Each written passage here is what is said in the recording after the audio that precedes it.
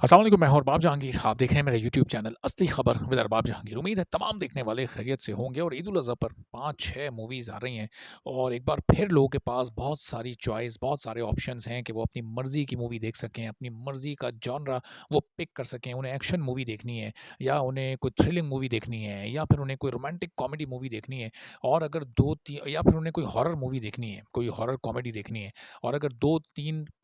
तरह के अलग-अलग टेस्ट से उन्हें फ़ायदा उठाना है, तो ज़ाहिर है उनकी चॉइस होगी तेरी मेरी कहानियाँ, जो कि मोस्ट अवेटेड मूवी और सबसे ज़्यादा मच हाइप्ड मूवी इस वक़्त वही है। अपनी कास्ट की वजह से, अपने कॉन्सेप्ट की वजह से, अपने साथ जुड़े हुए बड़े-बड़े नामों की वजह से, चूँकि वहाज अली और महविश हयात पर ये सिलसिला रुकता नहीं है, बल्कि ये चलता चला जाता है। खलीलुर रहमान कमर और नदीम बेग और नबील कुरैशी और मरीना खान, फिर हिरा अम्मानी, शहरयार मुनव्वर, रमशा खान, ज़ाहिद अहमद, तो ये वासे चौधरी, बहुत सारे ऐसे नाम हैं जिनकी वजह से ये मूवी देखी जा सकती है और किसी की भी चॉइस हो सकती है। लेकिन इसके साथ बेबीलिशियस की जो प्रमोशन है वो सायरा यूसुफ और शहरोज़ सब्ज़वारी वो बड़े अच्छे तरीके से कर रहे हैं। मुख्तलिफ़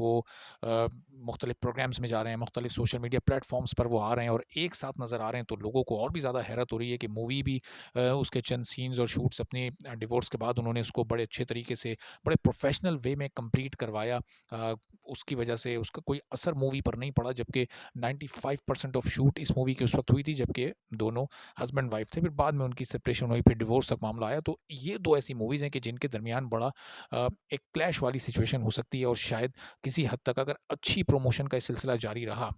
सारा यूसुफ और शहरोज़ सब्ज़वारी की तरफ से बेबीलिशियस का, तो शायद बेबीलिशियस थोड़ी बहुत टक्कर दे सके या मुकाबला दे सके तेरी मेरी कहानियाँ को। लेकिन इस वक़्त ज़ाहिर है कि वहाज अली का जो जादू है वो सर चढ़कर बोल रहा है और उनका जो कैरेक्टर है मुर्तसिम खान का और साद का, और फिर उसी से एक एक सॉफ्ट कैरेक्टर वाली फ़ील, जिस तरह एक साद का बड़ा सॉफ्ट सा कैरेक्टर है, कैरेक्टर मुर्तसिम खान का भी उसमें भी एक सॉफ्टनेस है। अगर लोग बगौर जायज़ा लें उस कैरेक्टर की सॉफ्टनेस पे एक अलग वीडियो करेंगे और आपको बताएँगे कि किस तरह से नूरा मखदूम ने उस कैरेक्टर को सेम टाइम एक सॉफ्ट इमेज भी दिया और एक बहुत ही हार्डकोर फ्यूडल भी उसमें मौजूद है। तो वो उस पर हम अलग से वीडियो में बात करेंगे। तो ये जो एक पेंटर वाला, एक आर्टिस्ट वाला जो एक इमेज है, एक कैरेक्टर है वहाज अली का, तो ये लोगों को एक नया वहाज अली इसमें देखने को मिलेगा। तो बहुत ज़्यादा लोगों को उम्मीदें भी हैं और फिर वहाज अली के फ़िल्मी डेब्यू का भी लोगों को इंतज़ार था। तो उस एस्पेक्ट से ये एक बड़ी हाइप्ड मूवी है। फिर महविश हयात के साथ उनका एक एक पेयर बन के आ रहा है पहली बार सामने। तो लोग अब ये देख रहे हैं कि बहुत सारे लोग वो एक जो तकाज़ा एक मवाज़ना कर रहे हैं उम्र का, कि वो बड़ी लग रही हैं या वो एक एज डिफ़रेंस दोनों में महसूस हो रहा है। तो जब फ़िल्म की कहानी जब आप देखेंगे तो आपको पता चलेगा कि वो जो कास्टिंग है वो बिल्कुल अ, एज़ पर रिक्वायरमेंट की गई है। जो कहानी की डिमांड थी वो आहिस्ता-आहिस्ता जब लोगों पे अभी जब अगर मज़ीद कुछ डिटेल प्रोमो आए या फिर फ़िल्म ही आपने देखी तो आपको अंदाज़ा होगा कि वो कास्टिंग बिल्कुल परफ़ेक्ट है और वो किसी वजह से इन दोनों को एक साथ रखा गया है और वो आपको आगे चलकर पता चल ही जाएगा। तो बेबीलिशियस दूसरी साइड पर एक बड़ी सॉफ्ट रोमांटिक कॉमेडी एक मूवी है और पहले ही आनी थी वैलेंटाइन्स डे पर और बड़ा वो टाइम्स को सूट करता था, लेकिन उस वक़्त इसको डिले किया गया। बेबीलिशियस के बाद जो मूवीज़ आती हैं उसमें टकसाली अबू अलिया की मूवी, और अबू अलिया की मूवीज़ आमतौर पर बड़ा बिज़नेस नहीं करती। मूवीज़ अच्छी होती हैं, डायरेक्शन भी अच्छी होती है, ओवरऑल एक कंप्लीट पैकेज भी उसमें होता है, उसमें मसाला भी होता है, उसमें एक्शन भी होता है, उसमें थ्रिल भी होता है, उसमें अच्छी स्टोरी भी होती है, उसमें अच्छा कॉन्सेप्ट भी होता है, लेकिन अनफॉर्च्युनेटली पब्लिक को अट्रैक्ट वो नहीं कर पाती। शायद इसकी वजह है कि शायद कास्ट अच्छी नहीं होती, शायद कास्ट पर उतने पैसे नहीं खर्च किए जा रहे। अब एक बार फिर यासिर हुसैन और आयशा उमर के साथ वो आ रहे हैं। इससे पहले कुकड़ी बॉक्स ऑफिस पर बुरी तरह फ्लॉप हो चुकी है, कोई रिस्पॉन्स नहीं मिला। हफ्ते से पहले फ़िल्म वापस उतरना शुरू हो गई थी सिनेमा हाउसेज़ से, तो एक बार फिर उसी कास्ट के साथ टकसाली की सूरत में आ रहे हैं, तो कुछ ज़्यादा उम्मीद है नहीं, चूँकि दूसरी तरफ बड़ी मज़बूत फ़िल्में, बड़ी हाइप्ड मूवीज़ मौजूद हैं। और फिर जो बाकी मूवीज़ आ रही हैं मदारी, वो तो ऐसा लग रहा है कि मतलब उस मूवी में कहीं कोई फ़ील ही नज़र नहीं आ रही। कोई ऐसा एक मूवी वाली जो एक फ़ील होती है, वो थोड़ी-सी उसमें हल्की-सी मिसिंग है। और अगर इतनी तजुर्बाती तौर पर मूवीज़ बनाई जाएँगी, तो फिर ये सिनेमा का मसला हल नहीं होगा, फ़िल्म इंडस्ट्री का मसला हल नहीं होगा, बल्कि मज़ीद इश्यूज़ पैदा होते रहेंगे, चूँकि फिर फ्लॉप मूवीज़ की तादाद में इज़ाफ़ा होता रहेगा। तो जो अच्छे क्वालिटी काम करने वाले लोग हैं, वो भी एक लम्हे को डरेंगे और घबराएँगे कि यार मूवीज़ क्यों फ्लॉप हो रही हैं। उसकी वजह बैड कंटेंट होगा, उसकी वजह बैड चॉइस ऑफ एक्टर्स होगा, उसकी वजह बैड आइडिया होगा, लेकिन उसका असर ज़ाहिर है कि फिर इस तरह से पड़ेगा दूसरी मूवीज़ पर। तो ये जो चंद एक मूवीज़ हैं, फिर एक वीआईपी जो मूवी आ रही है उसका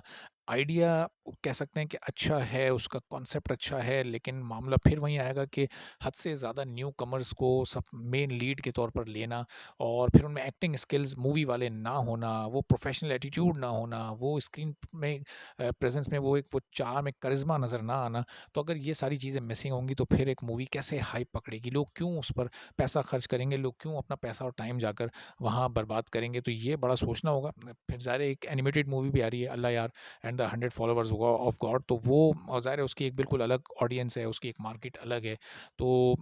वो और इन मूवीज़ का आपस में वो क्लैश वाली सिचुएशन नहीं है, वो अपनी स्पेसिफिक मार्केट के साथ अगर अपना चूँकि वो एक इंस्टॉलमेंट भी है, एक सीक्वल है पिछली स्टोरी का, तो अगर वो अपनी कॉस्ट रिकवर करती है और अपन एक हिट ज़ोन में दाखिल होती है, तो वो बड़ी अच्छी बात है। लेकिन ये जो बाकी सारी मूवीज़ आ रही हैं, इनमें सिर्फ़ आपको 2 मूवीज़ ही ऐसी मिलेंगी जिसमें कि एक बेबीलिशियस वो प्रमोशन उसकी अच्छी हो रही है, इसलिए आजकल वो लाइमलाइट में थोड़ी-सी आ गई है और लोग हैरत का भी इज़हार कर रहे हैं कि सारा यूसुफ और शेरो सब्ज़वारी एक साथ कितने ज़बरदस्त अंदाज़ से अपनी फ़िल्म को प्रमोट कर रहे हैं और फिर ज़ाहिर है कि तेरी मेरी कहानियाँ को शायद किसी किसी प्रमोशन की ज़रूरत ही ना पड़े। ट्रेलर लॉन्च उसका जो इवेंट था, आप देखें कि उसमें कितने दिन तक, यानी अभी तक उस इवेंट की बात हो रही है, उस इवेंट की वीडियोज़ अभी भी आपको देखने को मिल रही हैं। तो जब मूवी खुद अपने मुँह से क्वालिटी उसकी बोल रही होती है, तो उसको किसी प्रमोशन की या मार्केटिंग की ज़रूरत नहीं होती। और इन तमाम मूवीज़ में ज़ाहिर है सबसे ज़्यादा हाईएस्ट ओपनिंग वही मूवी लेगी, लेकिन अब देखना ये है कि उसको स्क्रीन्स कितनी मिलती हैं और फिर क्या जो पिछले रिकॉर्ड्स हैं ओपनिंग के, क्या वो उसको तोड़ने में या उसके करीब जाने में कामयाब हो पाती है, यानी क्या टॉप 3 ओपनिंग्स में वो आ पाती है, यानी ये एक बड़ा इम्तिहान है। अब ये इम्तिहान है वहाज अली की इस वक़्त की जो एक करंट उनकी जो पॉपुलैरिटी है, इस पॉपुलैरिटी का, इस स्टार वैल्यू का, कि वो स्टार वैल्यू क्या सिर्फ ड्रामा इंडस्ट्री की हद तक है, क्या ड्रामों के इस वक्त वो सबसे हॉट स्टार हैं, या फिर वो कन्वर्ट होगी मूवी इंडस्ट्री में भी और लोग अभी फ्री में बैठकर तो अपने मोबाइल पर या अपने टीवी पर उनका ड्रामा बड़े शौक से देख रहे हैं, बार बार देख रहे हैं, लेकिन क्या घर से निकल कर पैसे खर्च करके और अपना टाइम लगा के सिनेमा में उनकी मूवी देखने भी जाएंगे या नहीं? और उस सूरत में कि वो मूवी देखने के लिए आपको मूवी शुरू होने के बाद भी तकरीबन डेढ़ पौने 2 घंटे इंतज़ार करना पड़ेगा, क्योंकि वो कहानी, ये बिल्कुल तयशुदा बात है कि वहाज अली और महवी शायाद की कहानी उस मूवी की आखिरी कहानी है, वो उस मूवी की पहली कहानी नहीं है। तो देखते हैं आगे क्या होता है और उम्मीद है कि ये मूवी अच्छा बिज़नेस करेगी। चैनल पर नहीं तो चैनल सब्सक्राइब कर लें, बेल आइकन प्रेस कर दें। इजाज़त दीजिए, अल्लाह हाफ़िज़।